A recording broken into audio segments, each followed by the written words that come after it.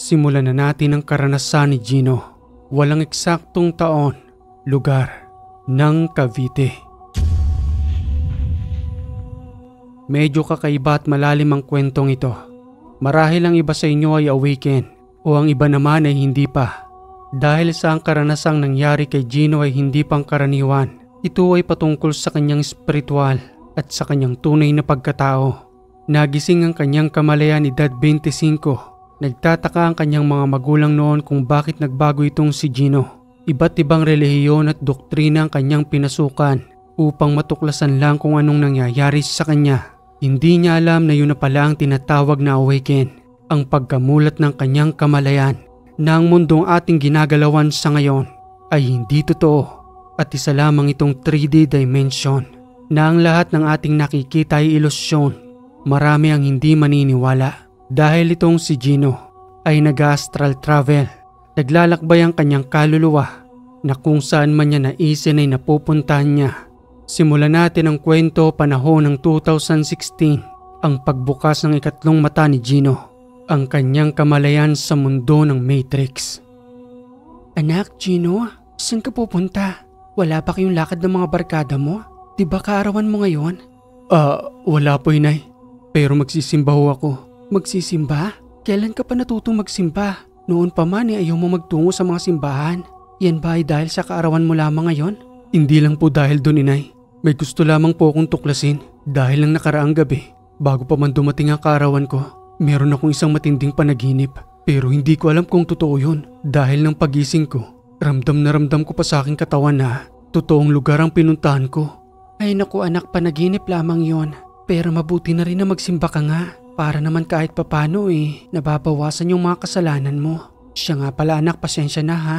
Kahit nakaarawan mo ngayon hindi kami nakapaghanda ng tatay mo. Alam mo naman sigurong sitwasyon natin. Mas uunahin pa namin ng tatay mo ang pang-araw-araw natin para sa mga kapatid mo.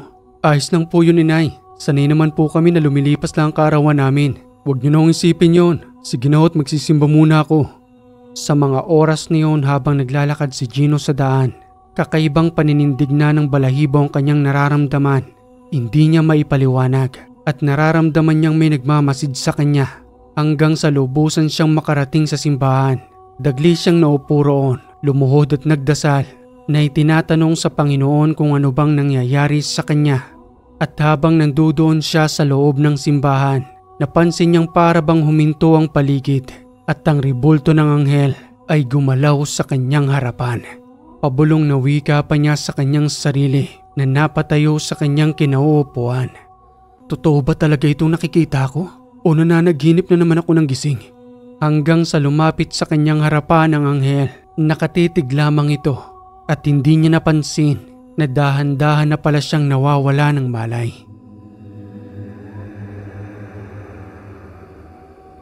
Gino anak, ay mabuti naman at gumising ka na.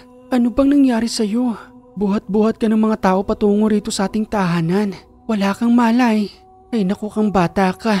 Tugong wika pa ni Gino sa kanyang nanay. Ano ho, inay? Nawalan ho ako ng malay? Oo nga pala. Nasa simbahan ako kanina. Natatandaan ko na ho, inay. Yung ribulto ho sa simbahan. Isang matandang anghel. Nagpakita ho siya sa akin. At habang patuloy niya ho akong tinititigan, simula ho ron, hindi ko na ho napansin na nawala na pala ako ng malay. Ay naku anak, ano bang nangyayari sa iyo? Hindi ko na rin alam ang gagawin ko.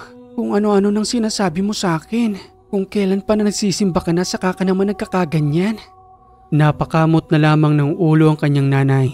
Hindi rin makapaniwala sa kanyang mga sinasabi. Kaya naman bagyang nanahimik na lamang itong si Gino. Hindi lang nagtatapos roon sa simbahan ang kanyang karanasan.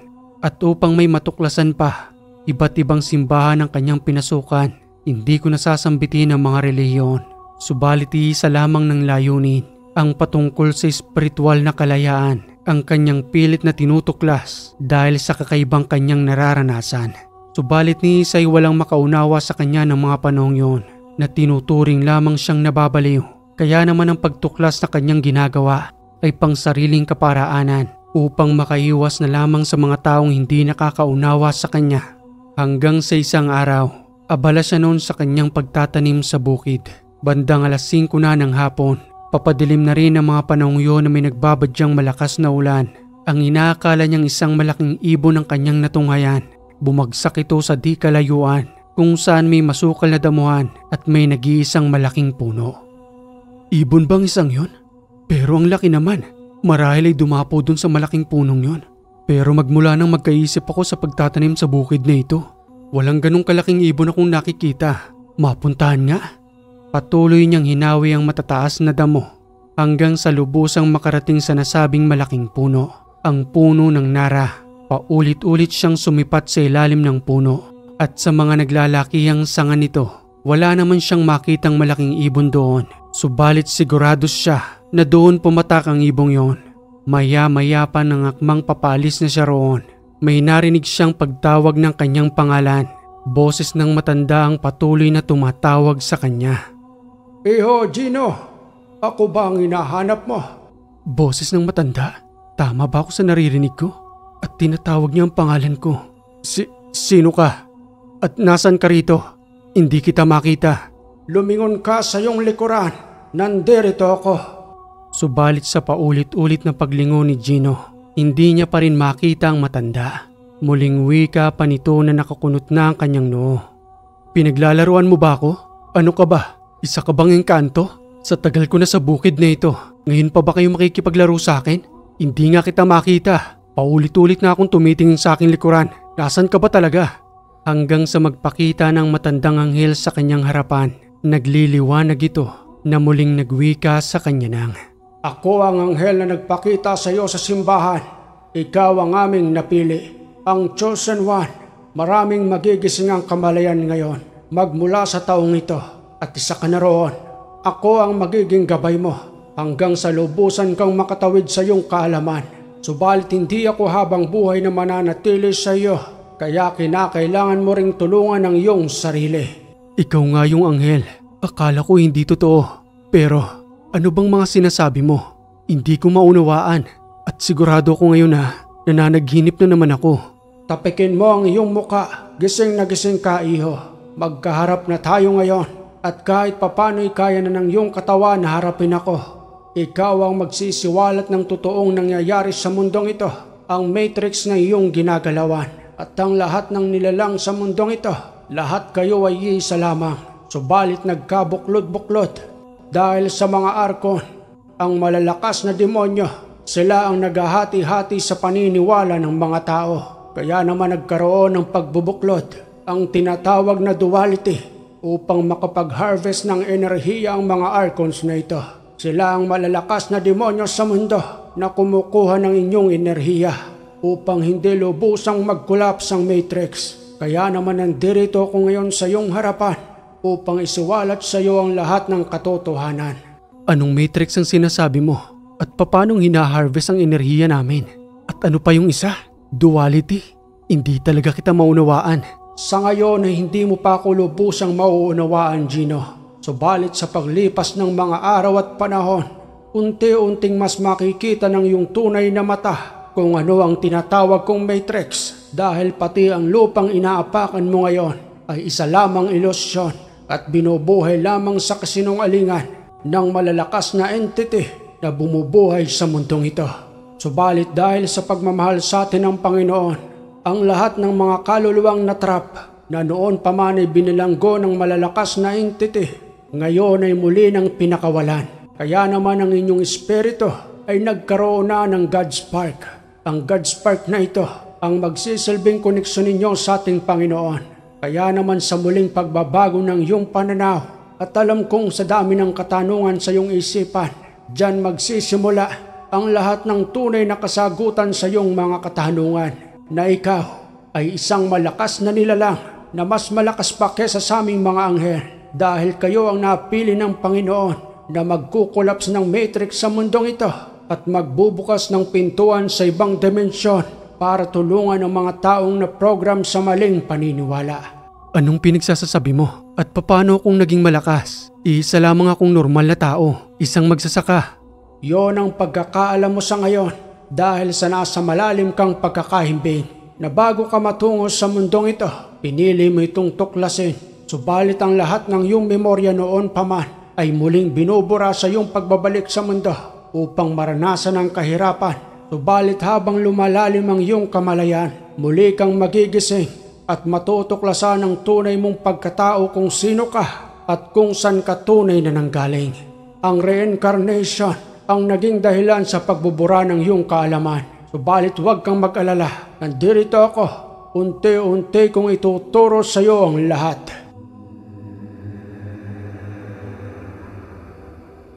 Tulala nang muling bumalik si Gino sa kanilang tahanan. Subalit wala siyang mapagsabihan patungkol sa kanyang nararanasan dahil sa hindi naniniwala ang kanyang mga magulang, pati na rin ang kanyang mga kapatid. Kaya naman ang lahat ng nangyayari sa kanya ay patuloy niya na lamang na itinatago. Wala siya ni isang mapagtanungan, kaya naman pakiramdam niya ay nababaliw na siya na kahit siya sa kanyang sarili ay nagdududa kung tunay pa ba ang kanyang mga nakikita. At nang mapansin siya ng kanyang nakababatang kapatid, kaagad itong nagtanong na patuloy siyang kinakalabit sa kanyang balikat. Kuya Gino, oy kuya, bakit natutulala ka? Kanina pa kitang kinakalabit dito eh. Ano pang nangyayari sa'yo? Baka maya-maya niyan mahimatay ka na naman. Pasensya na aming. Nandiyan ka pala. Ano nga bang tinatanong mo? Ang sabi ko, bakit natutulala ka na naman dyan? Kaya ako lumapit sa'yo eh. Wala naman. May iniisip lang ako pero hindi ko naman maaaring sabihin sa'yo. Ano ba yun? Para namang hindi mo ko kapatid kuya eh. Hindi mo rin kasi maunawaan kung sasabihin ko sa'yo. Sige na, magtungo ka na ron kay Nay. Baka kanina ka pang hinahanap. Laro ka ng laro dyan sa labas ng bahay. At sa lubusang pagsapit ng dilim, katabi ni Gino sa kanyang pagtulog ang kanyang dalawang kapatid, habang ang kanyang mga magulang naman ay may sariling silid. Hindi siya makatulog sa kanyang pagkakahiga. Balikwas sa kanan, balikwas sa kaliwa.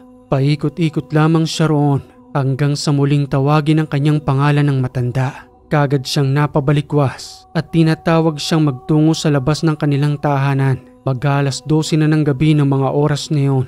Dahan-dahan siyang tumayo sa kanyang pagkakahiga. Inalis ang pagkakakandado ng pintuan at sa kanyang paglabas, kasabay ng liwanag ng buwan ng gabing yon, nasipat niya ang matandang anghel na nagniningning. At habang dahan-dahan siyang lumalapit, pakiramdam niya ay hindi lumalapat ang kanyang dalawang paa sa lupa. Sambit pang wika ng anghel. Baka nag-iisip ka na naman na panaginip lamang ang nangyayaring ito. Magising ka na sa katotohanan, Gino, na mas malakas ka kaysa sa akin. Kaya nga akong nagiging gabay mo. Ibig sabihin lamang nun, ikaw ang aking master. Subalit nakahimbing pa ang iyong kakayanan. Kaya magpahanggang sa ngayon, maliit pa ang tingin mo sa iyong sarili.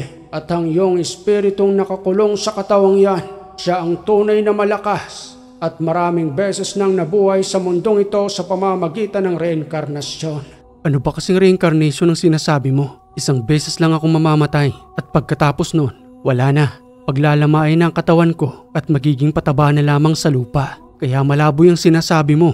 Ngayon mo nga ipaliwanag sa akin ang patungkol sa duality. Yung tinatawag mong matrix. Paano hindi magiging totoo ang mga nakikita ko rito? Kapag ginahawakan ko yung mga bagay, nararamdaman ko.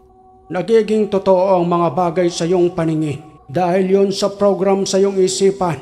Makapangyarihan ng inyong isipan sa mundong ito na kung ano ang inyong pinaniniwalaan ay yon ang nangyayari.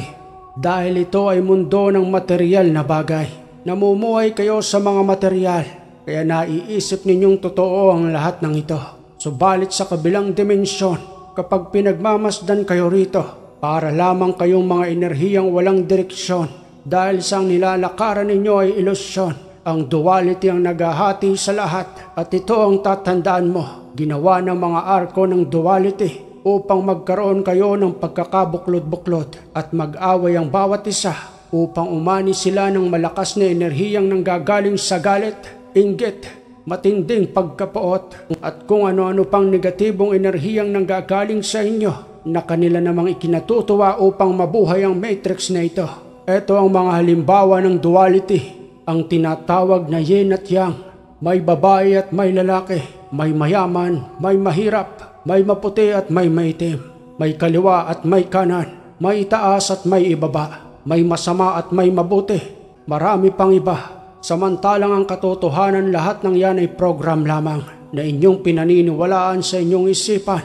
dahil lahat ng nabubuhay rito ay iisa sa kadahilan ng nanggaling tayo sa iisang may likha. Kaya naman ang duality ay sumisira sa inyong isipan, samantalang sa kabilang dimensyon, lahat ay neutral, nandoon ang pagmamahal, walang galit, hindi nagugutom ang mga nilalang, walang pagnanasa sa mga bagay, namumuhay lamang sila roon ng mapayapa, walang duality, walang mayaman at mahirap, lahat ay pantay-pantay. Kaya naman ang mundong ito ang ayaw puntahan ng ibang mga malalakas na espiritu dahil sa mas nalulukuban ito ng kadiliman. Subalit mas pinili mo pa rin magtungo rito, pati na rin ang ibang mga hinirang dahil alam nilang malalakas kayo. Subalit ang kailangan lamang ay gisingan ng inyong kaluluwa dahil ang espiritu ninyo ang tunay na makapangyarihan at binigyan ng permiso ng Panginoon na magtungo sa mundong ito.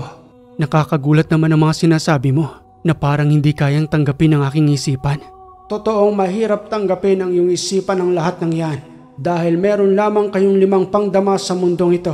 Ang panlasa, paningin, pangamoy, pakiramdam at ang inyong pandinig.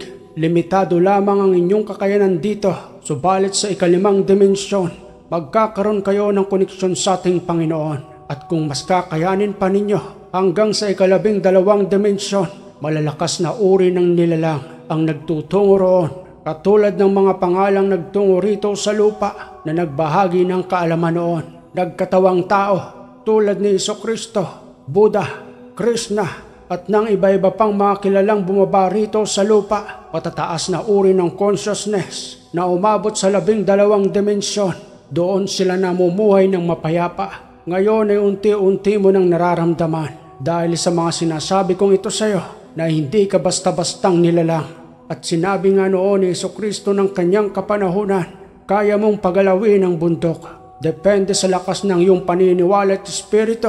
Katulad ni Moises, nahati ang isang malaking karagatan upang makaligtas ang mga taong tatawid doon.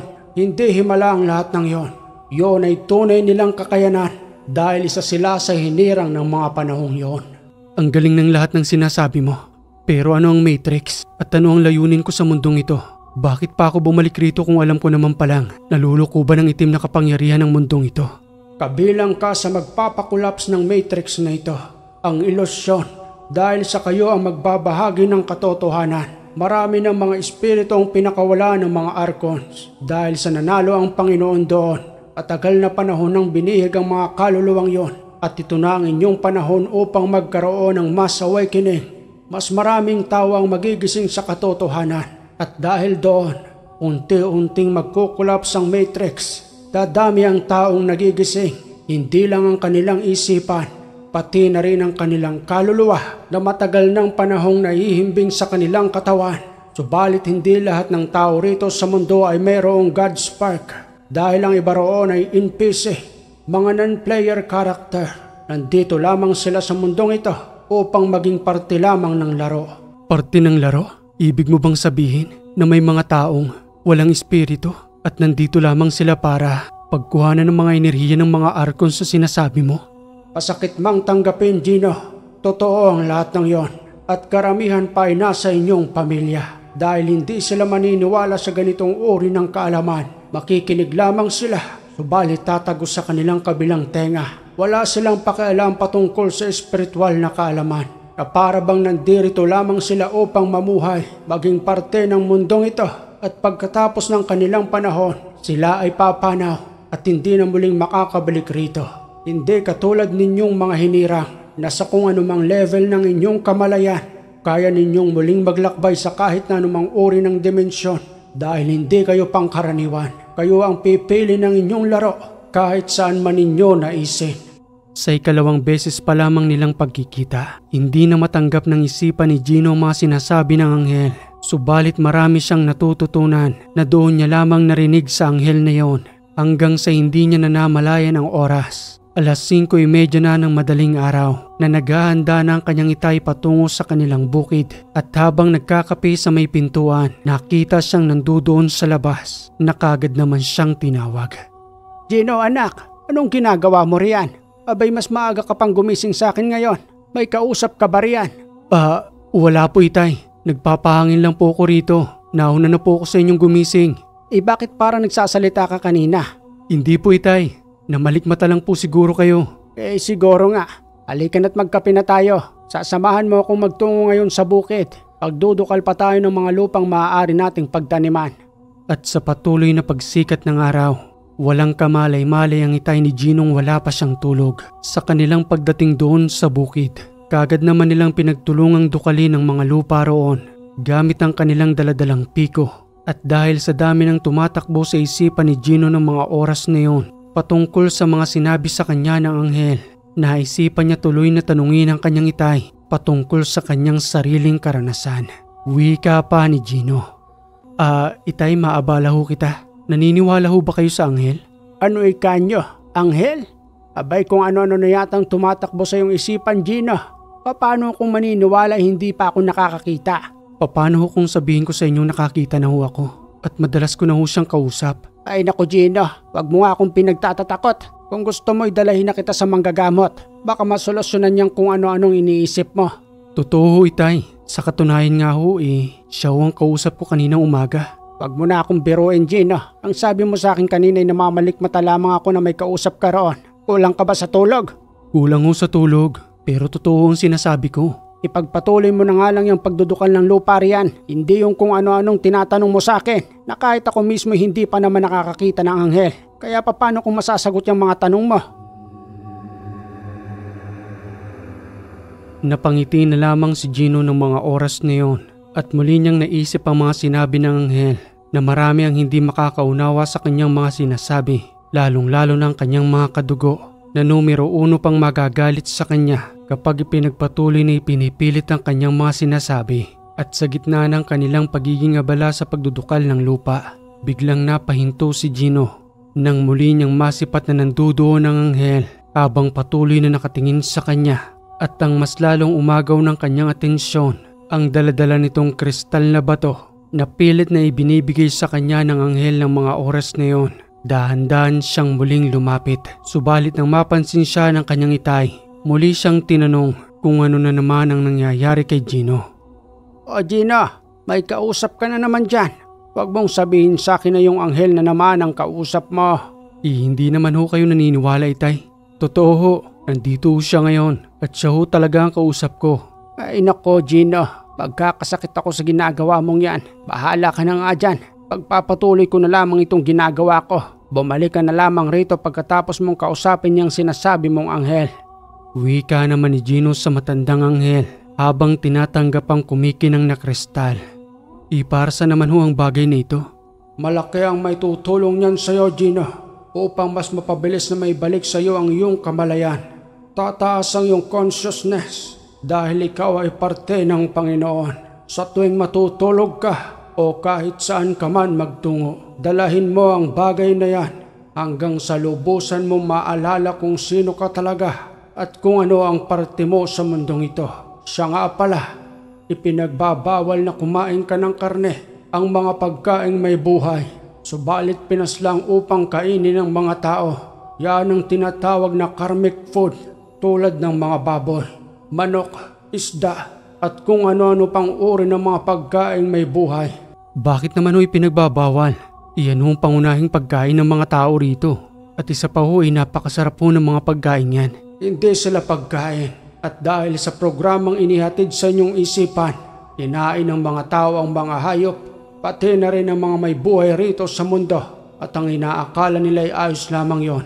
Subalit hindi, dahil ang mga may buhay na pinatay ay may mga negatibong enerhiya. Nandoon ang matinding takot ng kanilang pagkamatay. Ang dahan-dahang paghiwa ng kanilang laman na unti-unti nilang nararamdaman habang pinapaslang sila. Ang enerhiyang yon ay hindi maganda sa katawan ng isang tao. Ang mga impat na tao ay mas malakas ang pakiramdam. Pansinin mo na lamang kung gaano kasakit ng kinakatay ang isang baboy. Patuloy siyang naghuhumiyaw upang iligtas ang kanyang sarili. Subalit wala siyang magawa hanggang sa patuloy siyang mawalan ng buhay. Ganong uri ba ng pagkain ang gusto mong kainin? Nanggaling sa ganong uri ng paraan, pati na rin ang mga isda. Sila ay may puso, may pakiramdam at nilikha sila ng Panginoon upang mamuhay rin dito sa mundo tulad ninyong mga nagkatawang tao. Tingnan mo ang iyong ngipin. May mga naghahabaan ka bang pangil? Di ba wala? Ang mga hayop lamang ang kumakain ng karne dahil sila ang may mga pangil, hindi ang mga nagkatawang tao. Nauunawaan mo bang sinasabi ko, Gino? Nauunawaan ko po, pero ano na lamang pong kakainin ko rito kung ipagbabawal niyo sa akin ang mga ganyang uri ng pagkain? Ipaubaya mo na sa mga NPC ang ganyang uri ng pagkain at ang nararapat para sa iyo, ang pagkain ng prutas. Sila ang punong-puno ng enerhiya. Wala silang mga emosyon. Prutas ang magbibigay sa iyo ng lakas at katalinuhan sa iyong isipan sa mundong ito. Nakikita mo ba ang araw na yon? Yan ang nagbibigay buhay sa mga pananim. Kayo na rin sa inyo. Ang liwanag na yan ay nanggagaling sa ating makapangyarihang Panginoon. Ang natural flow ng enerhiya ay nanggagaling sa araw na yan. Ganoon ho ba? Ang akala ko normal lamang ang lahat ng mga bagay na yan. Pati ang mga nakikita ko rito sa mundong ito.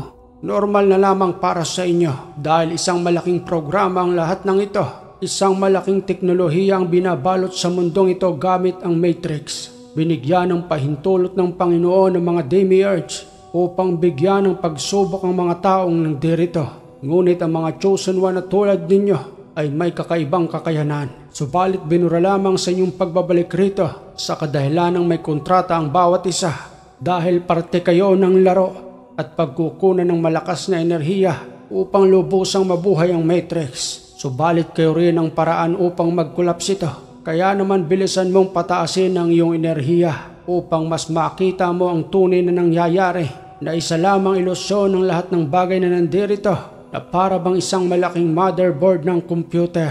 Ang bawat isa ay nakalaan upang perpektong gumana ang isang advance sa scientificong kagamitan. Napakagaling naman. Pero kung laro lamang ito, bakit nagkaroon kami ng katawan, may laman at may dugo na kapag ang isang tao ay nasasaktan o kaya naman ay nasusugatan, may dumadanak na dugo habang nararamdaman namin ang sakit? Human and flesh. Totoong may dugo kayo at laman. Tulad ng sinabi ko sa iyo, ang mundong ito ay materyal na bagay at binuo ang katawang yan upang makaramdam kayo ng sakit, matinding takot, anxiety, pangarap sa buhay na hindi maabot-abot. At dahil sa mga yon, ang lahat ng yon ay negatibong enerhiya na habang patungo ka sa iyong ginagawa at hindi mo ito nakukuha ay nakakaramdam ka ng matinding takot at anxiety. At ang sinasabi mong sakit kapag nasusugatan, lahat ng yan ay nakaprograma upang pagkunan kayo ng mga negatibong enerhiya at patuloy na mabuhay ang Matrix na ito. Subalit walang kaalam-alam ang mga tao na sa kanila rin ang gagaling ang enerhiyang binubuhay sa mundong ito. Paano may iwasan ng mga tao ang Matrix? Ang ibig kong sabihin paano namin malalabanan? Hindi nyo kinakailangang labanan ng Matrix. Ang kailangan lamang ay magising kayo sa katotohanan na ang mundong inyong ginagalawan sa ngayon ay ilang taon na ninyong paulit-ulit na binabalikan. Na kapag naging aware kayo sa panahong ito, kaya na ninyong laruin ang buhay ng mas mapayapa, may pagmamahal, pagkakaisa, mas maluwag ang pamumuhay. Dahil lahat ng gagawin mo rito ay may purpose at may magandang intensyon. Sa kadahilanang kapag lumalim na ang iyong consciousness, magkakaroon ka ng mas malalim na pangunawa sa lahat ng mga bagay upang lubosang magkulaps ang Matrix sa iyong harapan at makikita ng iyong tunay na mata na ang mga taong iyong makakaharap ay purong enerhiya, iba't ibang uri ng antas. Enerhiya? Napakahirap paniwalaan. O paanong nangyayari yon? Bibigyan kita ng halimbawa, Gino. Sa panahon ng advance na teknolohiya, maniniwala ka bang makakausap mo ang iyong mga mahal sa buhay sa malayong lugar sa pamamagitan lamang ng telepono ni walang koneksyon ng kahit na anong wire at ang tinatawag lamang nilang internet? Paano mangyayari yon? Ano ang ginagamit sa teknolohiyang yon upang lubosang magkausap ang isa't isa kahit na nasa malayong lugar pa? Teknolohiya at enerhiya, yun ang nagiging paraan at dahil doon, nagkakaroon ng communication. Tama ka roon, Gino. Subalit ang koneksyon ay hindi nakikita ng isang normal na mata na ang lahat ay binubuo ng enerhiya. Malalim pa ang usaping ito, Gino, at sigurado kung sasabog ang utak mo kung ipagpapatuloy natin itong pag-usapan ngayon. Matapos mag-usap ang dalawa, nagulat na lamang ang kanyang itay nang muling bumulagta sa lupa itong si Gino. Muling nawala na naman ang malay Dali-dali siyang binuhat patungo sa kanilang tahanan at sa kanilang pagdating nga roon, nagmamadali siyang pinaypaya ng kanyang inay at sa makalipas ng ilang minuto, muli nang nagising itong si Gino habang nanlalamig at pawis na pinupunasan ng tuyong tela ang kanyang katawan. Sambit pang wika nito sa kanyang muling pagising. Inay, nasa na ho yung anghel? Andyan ka na naman sa mga sinasabi mo, Gino. Mauuna kami magkasakit sa iyo ng tatay mo. Ano ba kasing nangyayari talaga sa iyo? Ikalawang beses ka nang nahihimatay at palaging buhat-buhat pa uwi rito. Halos magkanda kuba ng tatay mo sa pagbubuhat sa iyo papunta rito. Pasensya na po sa inyo, inay. Hindi ko pa rin lubusang nauunawaan ang nangyayari sa akin at kung bakit ho ako nahihimatay. Kung dalahin na kaya kita sa ospital para naman kaagad nating malaman kung ano yung karamdaman mo. Hindi ho, inay. Normal lamang ho ito. Normal? Normal pa ba na nawawalan ka ng malay? Oo, inay. Yun ho ang sabi sa akin ng anghel. Pero kapag lubusan ko na hong natanggap ay hindi na ho uli akong mahihimatay. Siya nga ho pala. May nakita ho ba kayong kristal? Bahala ka nga, Gino. Aling kristal naman ang sinasabi mo? Wala akong nakita. Maliban dyan sa kamay mong kanina pang nakatikom na para bang may itinatago. Hindi napansin ni Gino na ang kanyang kamay ay kanina pang nakatikom at nang dahan-dahan niya itong tingnan, nandudoon ang kristal na ibinigay sa kanya ng anghel. Dagli niya itong itinago sa kanyang inay, tumayo sa kanyang pagkakahiga sa may balkonahe at nagtungo sa kanyang silid upang itago sa kanyang aparador. Makalipas lamang ang 3 linggo, kakaiba nang ikinikilos ni Gino. Mas lalong lumilinaw ang kanyang ikatlong mata at iba't ibang uri na ng mga elemento ang kanyang nakikita. Lalo na kapag nagtutungo siya sa bukid, may mga diwata, engkanto at kung ano-anong uri ng mga lamang lupa ang kaagad niyang nakikita sa kanyang dinaraanan. Pabulong na wika pa niya sa kanyang sarili. Ito na bang katangiang meron ako na sinasabi ng matandang anghel? Natatago sa pader ng matrix ang aking paningin? Iba't ibang uri ng mga elemento. Nakakatakot ang kanilang itsura, maliban sa magandang diwatang nasa malaking puno. Pilit niya mang hindi pansinin ang mga nilalang, subalit umaagaw ito ng kanyang atensyon, lalong-lalo na ang diwata nang tawagin siya nito upang lumapit sa kanyang tahanang puno. Magandang araw sa iyo, Gino. Matagal na kitang pinagmamasdan sa bukid na ito, subalit hindi mo pa kami lubusang nakikita. Noon pa man ay alam ko na ang katangian mo. Naghihintay lamang kami ng tamang hudyat at panahon. Subalit eto ka na ngayon. Bukas na bukas ang iyong espiritual na mata. At alam mo na sa iyong sarili na hindi ka basta-basta at hindi ka pangkaraniwan. Salamat sa matandang anghel na patuloy na gumagabay sa iyo. Ibig mo bang sabihin, matagal na kayo rito? Wala ka pa man nandirito na kami. Natutuwa akong makausap ka ng harap-harapan, Gino.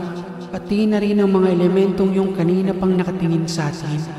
Pero hindi kaya nababaliw na ako dahil hindi na ito normal.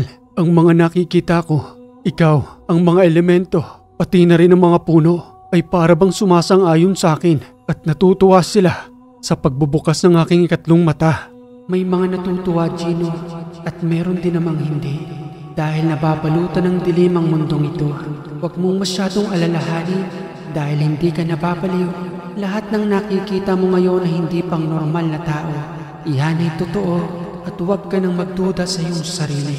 Ikaw ay may koneksyon sa buong mundong ito at makakatulong ka kung mas lalo mong palalawigin ang iyong kakayanan. Simula noon ay mas lalong naging bukas si Gino sa kanyang sarili. Natuklasin pa kung ano ang mga nangyayari hanggang sa makahanap siya ng isang grupo. Yun ay ang mga tinatawag na mysticism. Nagsasagawa sila ng mga ritual at sa pamamagitan ng malalim na meditation, unti-unting nalaman ni Gino kung sino siya at kung saan siya nanggaling. Gino, kamusta naman ang pagsali mo sa aming grupo? Mas lalo ka bang nag-improve? Yung tipong nagkaroon ka ng direksyon at nasagot yung mga katanungan mo sa iyong isipan? Hindi ako nagkamali sa pagsali sa inyong grupo, Tolentino. At dito ako tinuro ng anghel. Ngayon ay nalalaman ko na kung sino ako sa nakaraan. At alam kong hindi maniniwala ang mga tao sa akin. Sino ba naman ako? Ipinanganak lamang sa isang simpleng pamilya. Walang yaman, walang ipagmamalaki. Pare-pareho lang tayo ng pakiramdam, Gino. Kaya lahat tayo rito, iisa lamang ng pinagdaanan. at hindi natin kailangan magpaliwanag pa sa kanila. Tayo ang nakakaalam sa ating mga sarili at hindi natin kailangan ng yaman. Tamang intensyon para sa tamang landas na tinatahak natin. Dahil sa panahon noon ni Hesukristo, wala rin siyang yaman. Namuhay siya ng mapayapa rito. Nagbahagi ng kaalaman sa sangkatauhan. Subalit anong ginawa ng mga tao noon? Hindi nila makuha ang kaisipan ni Hesukristo dahil hindi pantay ang enerhiya. At ang mga oligarkong sinasapian ng mga demonyo, sila ang nagpasakit kay Hesukristo ng panahong yon. Pinasakitan ng kanyang pisikal hanggang sa ipako sa krus nang hindi man lamang siya lumalaban dahil siya mismo ang tunay na nakakaalam.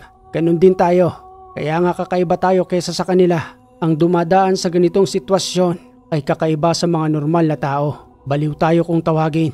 Subalit magkagayon pa man, tayo rin ang makakatulong sa kanila upang mailigtas nila ang kanilang mga sarili. Tulad ni Jesucristong nagkatawang tao, siya na ang sobrang pinasakita noon, pero siya pa rin ang sumalo sa lahat ng kasalanan ng mga tao. At nang dahil sa hindi na maunawaan si Gino ng kanyang mga magulang, mas pinili niyang sumama na lamang sa grupo. Doon ay naging parte siya ng lahat ng kanilang ginagawang ritual bilang isang monghe na patuloy na nagpapalaganap ng magandang enerhiya sa mundo tulad ng pagmamahal, kapayapaan, kasiyahan, lakas, kalusugan, pagkakaisa, lahat ng magagandang enerhiyang nararapat sa mundo na maaaring maramdaman ng tao upang maiwasan ng depresyon, anxiety, kaguluhan at kung ano-ano pang negatibong enerhiya. Bilang isang monghe ay hindi madali, parang tulad ni Buddha. Detached sa lahat ng material na bagay, walang pera, walang mga luxurying material, naglalakad lamang sa lupa ng nakapaa upang makakonekta sa buong mundo gamit ang kanilang mga sarili. Baliw nga sila kung tawagin, subalit malaki ang naitutulong nila sa mundong ito upang makawala ang mga tao sa pagkakakulong sa Matrix. Marahil ay maraming tagapakinig ang mga nahihiwagaan ngayon. Alam kong nararamdaman ninyo. Malalim ang usaping ito. Subalit sa pagpasok nitong 2025, maraming tao ang naa-awaken. Nagigising sila sa katotohanan. Nagkakaroon ng mas malalim na kamalayan. Kaya naman ang makakaunawa ng kwentong ito ay pumapasok na sa mas malalim na mundo ng espiritual. At ang iba pa nga ay naghahanap ng kasagutan sa internet upang malaman lamang ang nangyayari sa kanila. Kung nababaliw na ba sila o hindi. Subalit huwag kayong mag-alala mga kahiwaga. Tama ang landas na tinatahak ninyo. Magkakaroon din ng mas malinaw na kasagutan ang lahat ng mga tanong sa inyong isipan. Isang araw habang nasa malalim na meditation itong si Gino, patuloy na naglakbay ang kanyang espiritu habang sinasamahan siya ng kanyang gabay na anghel. At nananatili namang tulog ang kanyang pisikal na katawan sa isang puno kung saan siya nakaupo habang nasa malalim na meditation. Iba't ibang dimensyon ang kanyang pinuntahan magmula sa 5th dimension, 6, 7 hanggang sa papaitaas. Ang bawat dimensyong yon ay mapayapa, walang away, purong neutral at ang lahat ay may koneksyon sa Panginoong may likha. Hindi tulad sa 3rd and 4th dimension o ang tinatawag ng mga awakened na 3D and 4D kung nasa saan ang kanyang pisikal na katawan. Malayong malayo dahil sa kakaibang vibration na purong kapayapaan, pagmamahal, liwanag.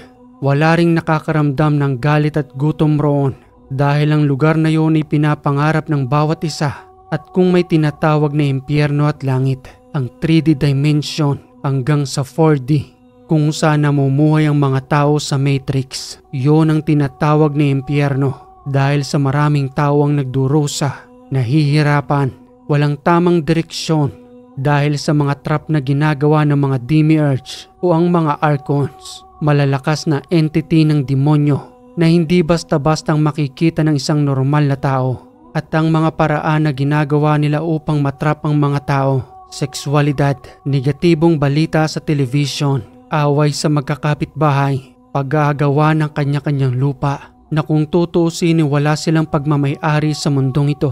Matataas na pangarap na hindi maabot-abot na napupunta sa isang matinding depresyon, mga hindi inaasahang trahedya na kagagawan din ng mga demiurge. Marami pang iba na malilinawan lamang ang bawat isa pag nagkaroon ng matinding awakening.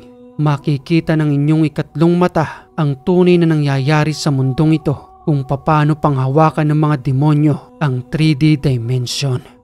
At sa muling pagbabalik ni Gino sa kanyang katawan, nandudoon ang kanyang mga kasamahan upang bantayan ang kanyang pisikal na katawan. Dahil sa lalim ng kanyang meditation, halos hindi na bumalik ang kanyang kaluluwa sa kanyang pisikal dahil sa haba ng paglalakbay ng kanyang espiritu. Sambit pang wika ng isa roon nang muling imulat ni Gino ang kanyang mga mata. O kamusta na Gino? Mabuti na lamang at gumising ka pa. Akala namin iniwan mo na kami. Maghapong nakaupo rito ang iyong pisikal na katawan. Alam namin kung saan ka nagtungo dahil sa ganda ng pinuntahan mo. Halos ayaw mo na yatang bumalik rito. Alam nyo namang hindi pa tapos ang misyon ko rito, kaya babalik at babalik pa ako. Tiningnan ko lamang kung ano yung pagkakaiba. Sobrang laki. Ibang-iba ang mundong ito sa ibang dimensyon. Naaawa ko sa mga tao, pero wala tayong magagawa. Yun yung mga kontratang pinirmahan nila bago sila magtungo rito. Kaya ang patuloy ko na lamang na ipinapanalangin, mas marami ang taong ma-awaken upang muli nilang maalala kung sino sila. At alam ko marami na ring taong nagtatanong sa kanilang sarili kung sino nga ba sila. Oo, alam nila ang pangalan nila. Pero ang tanong, sino ang espiritong nasa loob ng kanilang katawan? Nakikilala na ba nila? Magandang usapin yan, Gino. Dahil dyan din tayo nagmula. Ang mga katanungan sa ating isipan na hindi maunawaan ng iba. Tulad ko, isa akong dating tarantado. Pero nang ma-awaken ako, doon nagsimula ang lahat na magbago. Walang pinipili ang awakening. Dadaan ka muna sa madilim na landas bago magkaroon ng liwanag. Sabi nga sa kasabihan habang may buhay may pag-asa. Pero kung sino lamang ang tinawag, yon ang mabubuksan ng kamalayan sa mundo ng espiritual. Kinagabihan, muli silang nag-usap ng kanyang gabay na anghel. Ang pangalan niya ay Osias. Nagmula ang matandang anghel sa 7th dimension. Bumaba ito upang gabayan si Gino. Muling wika pa ng matandang anghel habang nandudoon sa kanyang silid. Gino, kinakailangan mo nang gisingin ang kamalayan ng mga tao. At sa pamamagitan ng social media, doon ka magpapahayag ng katotohanan. Marami ang hindi maniniwala sa iyo, Gino. Subalit yun lamang ang mas mabilis na paraan upang buksan natin ang kaisipan ng mga tao. Ituturo mo ang lahat ng iyong nalalaman. Ang maniniwala ay mabubuksan at ang hindi ay nilulukuban pa ng itim na espiritu. Wala na tayong magagawa roon. Ayaw nilang buksan sa mas mataas na kamalayan ng kanilang sarili. Mananatili sila dito sa 3D dimension hanggang sa lubusang kumulaps ito. Subalit ang mga maniniwala sa iyo ay matutungo sa mas matataas na dimensyon dahil yun ang oras ng kanilang pagtanggap tulad mo at ng iyong mga kasamahang mistisismo. Sigurado ka na ba dyan, Osias? Ilalantad ko ang sarili ko sa kanila. Pero paano kung hindi nila ako tanggapin? Marami ang mga taong pilosopo. Tulad ng sinasabi mo, nilulukuban pa sila ng itim na espiritu. Hindi natin sila hinihimok na maniwala, Gino. Ang layunin mo lamang ay ipahayag ang kaliwanagan, ang kaalaman upang mas marami ang ma-awaking tao. Dahil sa mahabang panahong nilukob ng kadiliman ng mundong ito, oras na para sa kalayaan. Pinakawala na ang mga espiritong kinakailangan ng kanilang katawan dahil nanalo ang ating Panginoon. Alam naman nating siyang may likha ng lahat ng larong ito. Kaya naman ang bawat isa ay may pagsubok upang makamta ng tunay na kalayaan sa pamamagitan ninyong bukas ang kamalayan. Pati na rin ang iyong mga kasamahan ay inuutusan na ng kanilang mga gabay upang ilathala ang katotohanan. At hindi lang sa bansang ito, pati na rin sa iba't ibang lingwahe, nagsisimula na sila upang gisingin ang tunay na kapangyarihan ng mga tao.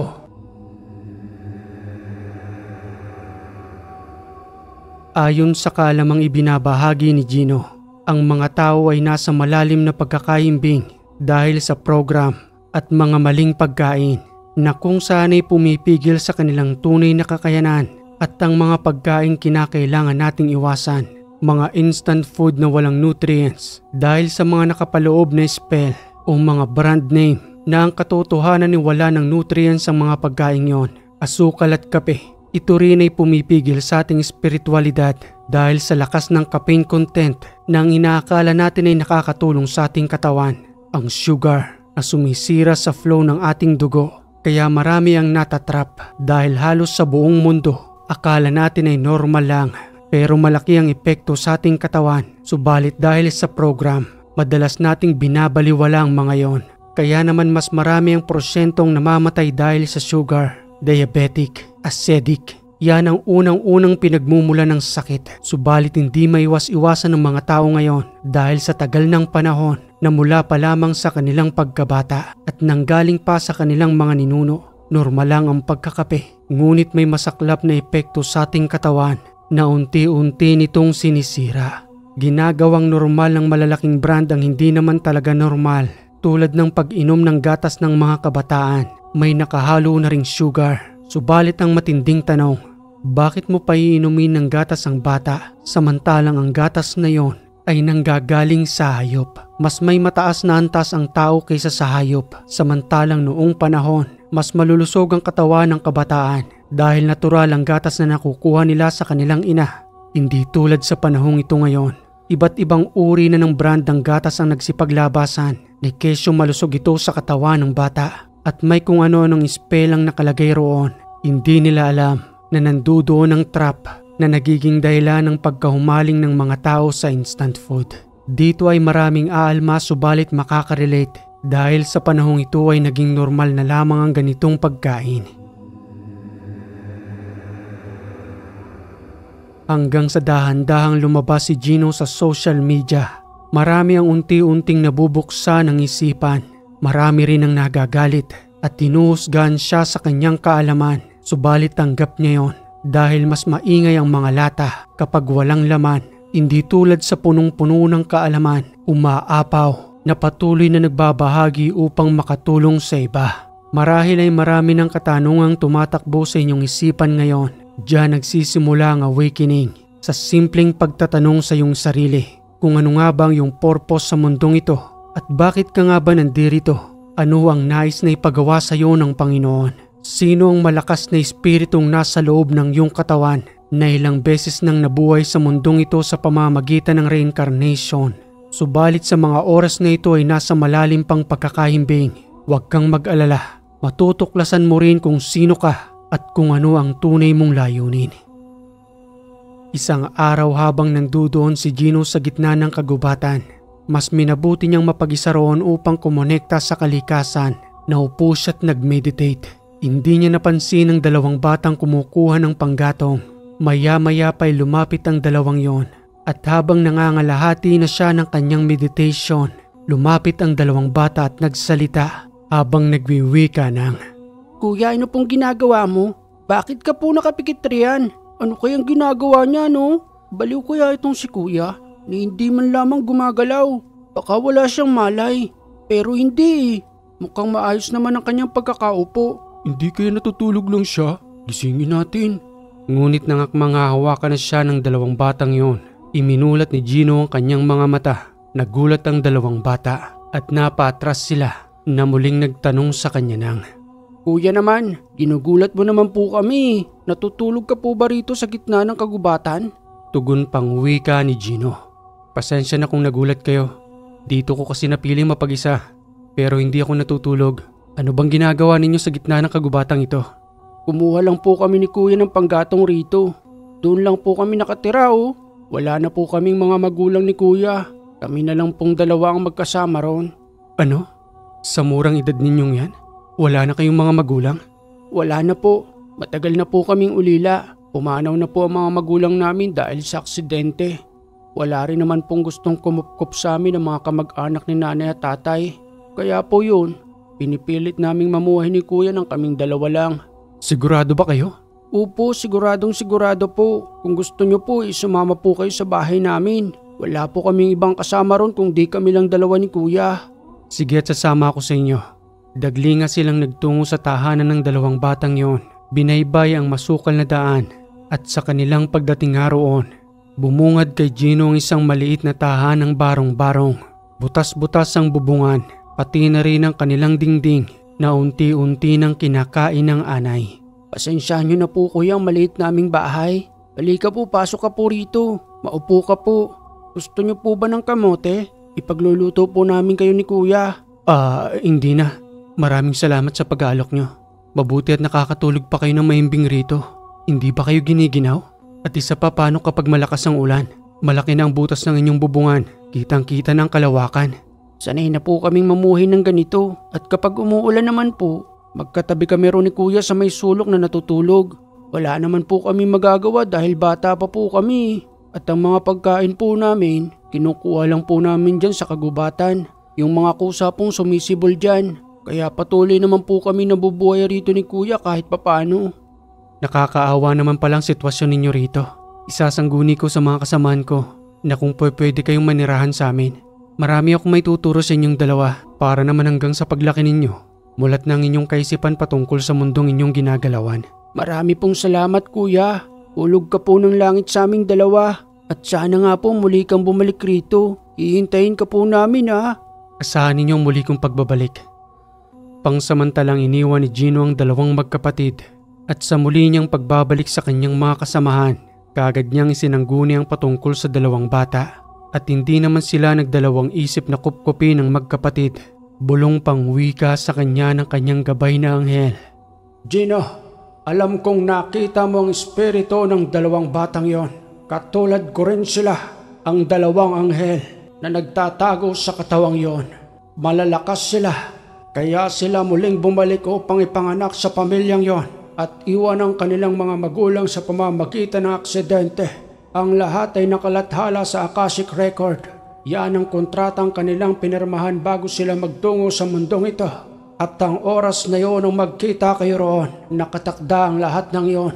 Pangangalagaan mo ang dalawang bata hanggang sa lubusan silang magising at makilala nila ang espiritong nasa loob ng kanilang katawan na hindi sila mahinang nilalang. Sila ang mga anghel na mandirigma sa kalangitan na ibinabarito sa lupa sa pamamagitan ng dalawang bata. Subalit dumaan sila sa portal ng kanilang mga magulang. Ang sinapupunan ng mga kababaihan ay isang portal upang magluwal ng mga nilalang sa mundong ito. Mapainpisi man yan o malalakas na uri ng espiritu, subalit sa pamamagitan ng katawang tao. Tulad mo Gino, hindi ka pangkaraniwan. Pati na rin ang iba mo pang mga kasamahan dito. Kayo ay mga espesyal, tinawag ng Panginoon upang maglingkod sa Kanya nang hindi lubusang nalalaman ng mga tao.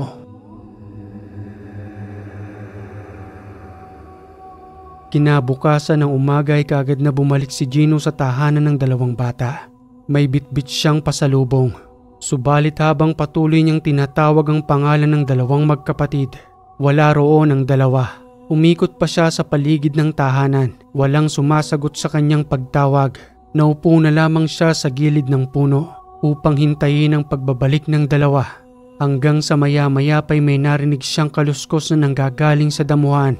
Si Nonoy at Mac na may daladalang pagkain na nanggaling pa sa masukal na kagubatan.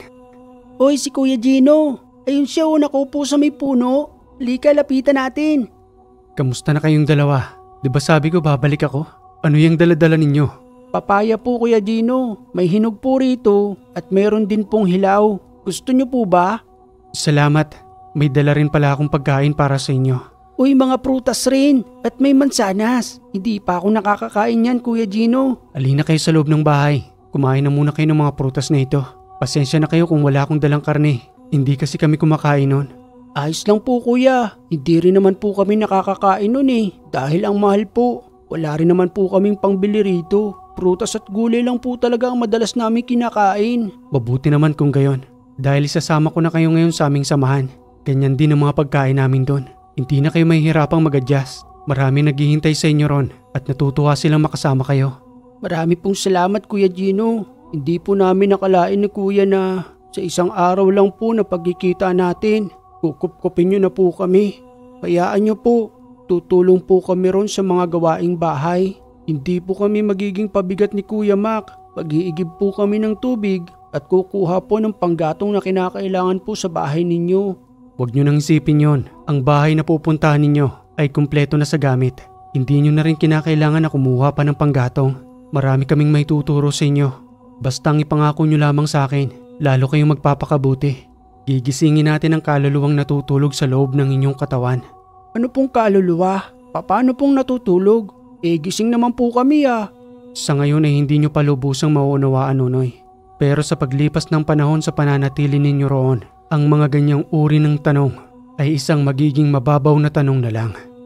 Maya-maya pa'y pinagligpit na ni Gino ang dalawang bata. Karamihan sa kanilang kasuotan ay may mga punit na marurumi dahil sa wala nang nagbabantay at nag-aalaga sa kanila. Hanggang sa maya-maya pa'y binaktas na nila ang daan patungo sa tahanan. May kalayuan din ang kanilang nilakbay at sa kanilang pagdating roon, manghang-mangha ang dalawang bata nang makita ang malaking tahanan na nasa gitna ng kagubatan, isang templo na pinaliligiran ng mga halaman, mga pananim. Wika pa ng dalawang magkapatid kay Gino. Kuya Gino, sigurado ka po bang dito kami maninirahan? Ang laki-laki naman po ng bahay na ito. At bakit po pare-pareho kayong walang buhok? Sinasadya niyo po ba talagang alisin? Oo nga po Kuya Gino, magiging ganyan din po ba kami? Pero ayos lang po, kung dito naman po kami maninirahan. Hindi po tulad dun sa kubo namin na butas-butas na ang bubungan. Halos wala na po kaming masilungan ni Nonoy. Tama na munang maraming tanong. Oo, dito kayo maninirahan. Kasama namin. Halina muna kayo at ipapakilala ko kayo sa kanila. Masaya kamit nakarating na kayo rito sa aming templo. Wine-welcome namin kayo rito. 3 po ng aming mga kasamahan. Huwag kayong mahihiya sa amin Lahat ng nandirito ay mga lalaki.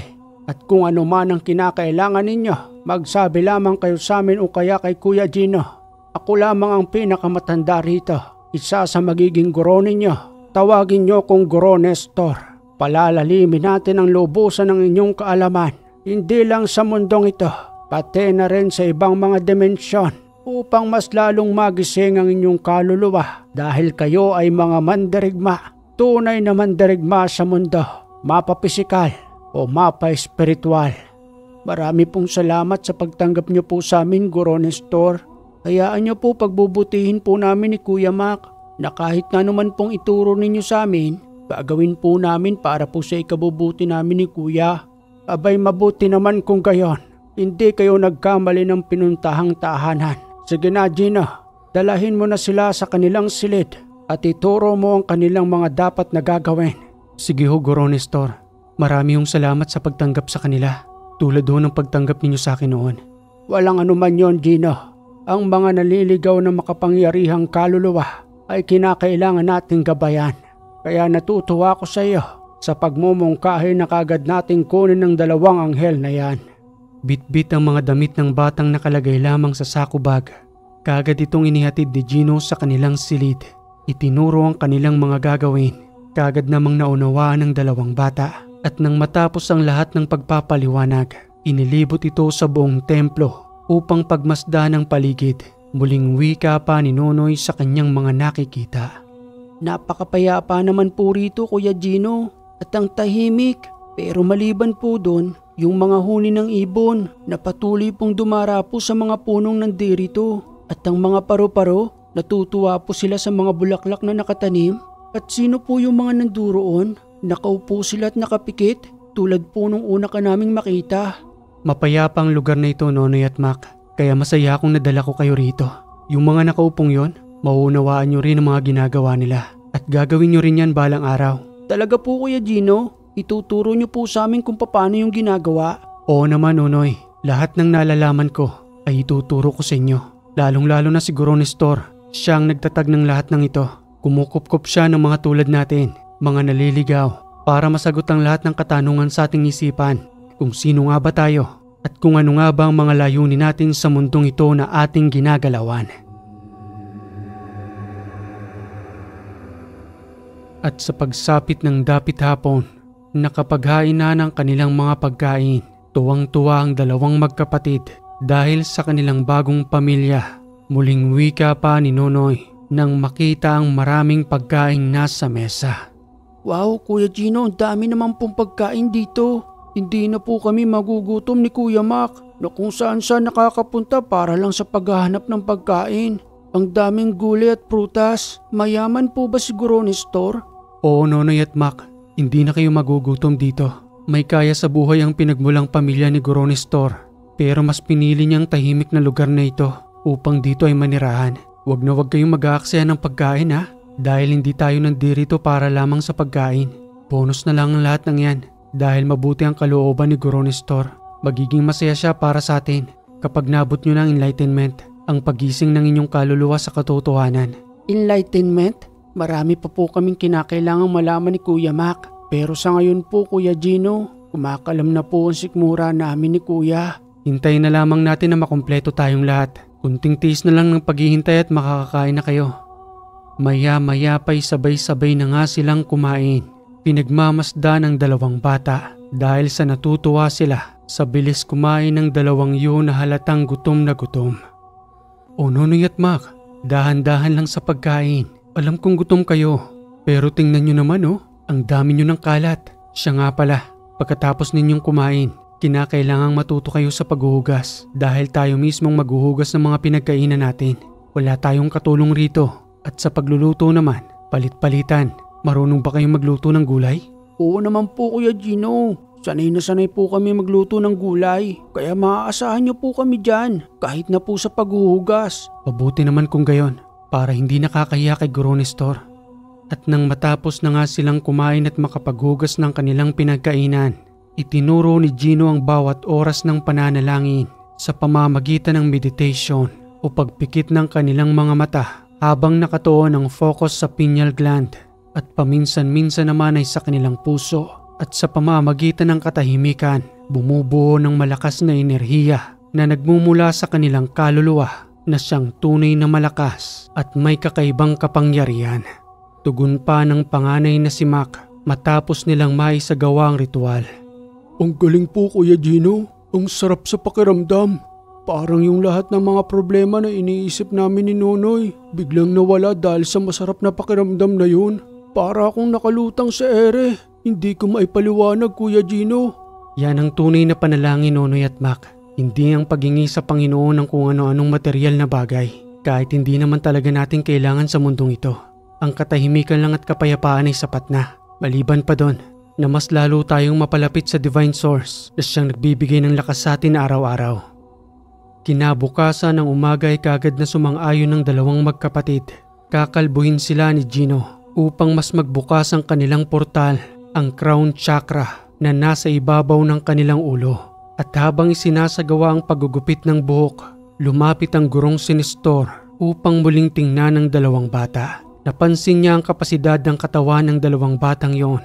Kayang mas mapabilis na mabuksan ang kanilang kundalini. Kahit na nasa murang edad pa ang kanilang pisikal, ang kundalini ay bumubuo ng 7 chakra na kinakailangan nilang buksan sa katawan ng bata para mas mapabilis na magising ang espiritong anghel na natutulog sa kanilang katawan.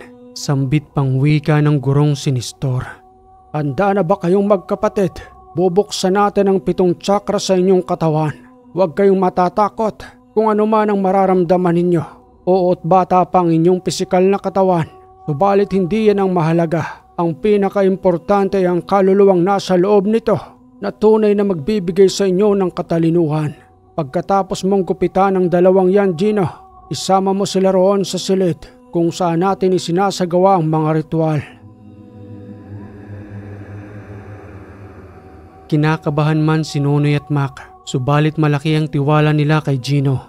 Kahit na sa 2 araw pa lamang silang nagkakakilala, hanggang sa maya-maya pa, nandudo na nga sila sa nasabing silid at sabay na pinahiga at pinapikit ni Gino, sabay bulong sa 2 magkapatid na nagsasalita ng, Nonoy at Mac, alam kong may tiwala kayo sa akin. I-relax nyo lang ang buong katawan ninyo. Nandito lamang si Kuya Gino at aalalayan ko kayo.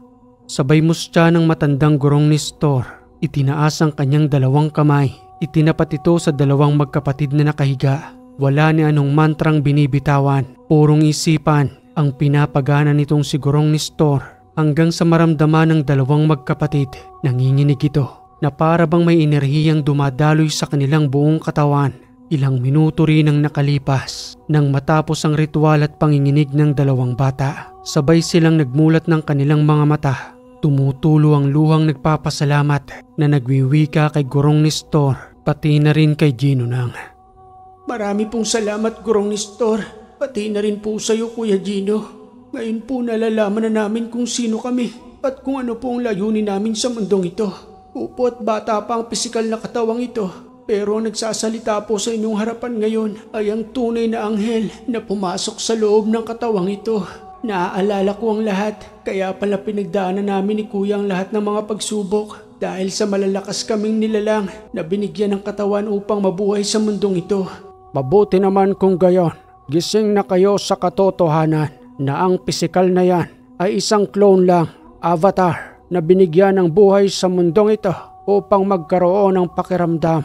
Subalit dito nyo lamang magagamit ang pisikal na katawang yan at sa pagpasok ninyo sa ibang dimensyon, maiiwan yan dito dahil sa wala siyang kapasidad para maglakbay. Subalit mamumuhay pa rin kayo ng tulad ng dati at makikisalamuha sa mga tao bilang normal. Sa kadahilan ang iisipin nila kayong nababaliw dahil hindi maarok ng kanilang isipan ang patungkol sa mundo ng espiritual at kakaibang uri ng kakayanan na iilan lamang ang binigyan ng pagkakataon at pinili. Namuhay ng tahimik ang dalawang magkapatid.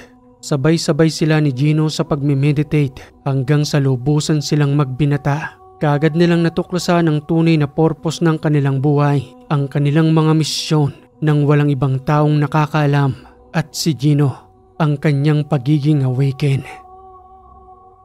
Okay mga kaiwaga, sobrang ganda ng kwento. Marahil marami ritong nakaka-relate na inoobserbahan ng mga nararanasan nila at marami rin naman ang hindi nakaka-relate dahil sa medyo malalim ang kwentong ito na madalas ay mapapanood lang natin sa cartoon character. Pero magtataka kayo, hindi mabubuo ang kwento ng mga cartoons kung walang tunay na pinanggalingan tulad ng mga chakras. Patagal na po yan, wala pa ang mga cartoon character. Kadalasan yan ay meron sa mga Buddhism country, sa mga Tibetan, Japan, Nepal, Thailand at kung saan-saan pang bansa. Hindi lang masyadong open sa atin dahil mas marami sa atin ang Katolisismo. But anyway, ang mahalaga na ibahagi ni Gino ang kanilang karanasan na sila ang mga tahimik na nakikipaglaban sa mundong ito sa pamamagitan ng Matrix na patuloy na binubuhay ng mga archons o mga demonyo na hindi basta-bastang nakikita ng mga normal na mata. Iba pa sa kwentong ito ang mga albularyo.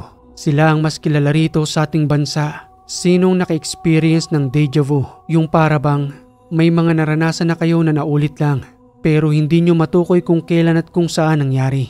Yun po ang deja vu na marahil ay naglakbay ang inyong kaluluwa lalo na kapag mahimbing ang pagkakatulog ng ating pisikal na katawan. Kusang naglalakbay ang ating espiritu kaya paminsan-minsan kapag gising tayo, nakakaramdam tayo na parabang naranasan na natin ang ibang bagay. Pero hindi tayo ganun kasigurado. Parte yun ng deja vu experience. But anyway, kayo pa rin ang tunay na makakaranas niyan. Maraming salamat sa nagpadala ng kwentong ito na itinago natin sa pangalang Gino. At kung nagustuhan yung kwentong ito mga kaiwaga, palambing naman po ng like and share. At kung hindi ka pa nakaka-subscribe, click mo na yung subscribe button dyan, pati na rin ang bell para ma-notify ka sa ating mga susunod na upload. Muli mga kaiwaga, maraming salamat sa lagi ninyong pagantabay dito sa Ang Hiwaga.